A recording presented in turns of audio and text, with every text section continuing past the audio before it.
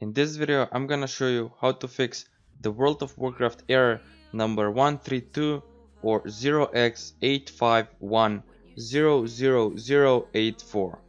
So make sure that you watch this video till the end if you want to know how to fix it.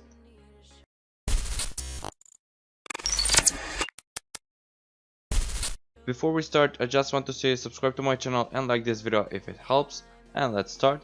So first of all, what you want to do is click on the search bar and now type game DVR and open the capture settings. Okay, now once you're in here, what you want to do is simply click on game bar and make sure that the record game clips, screenshots and broadcast using game bar is turned off. So if it's on, what you want to do is just turn it off, and basically this will just stop recording game clips of your game while you're playing your game.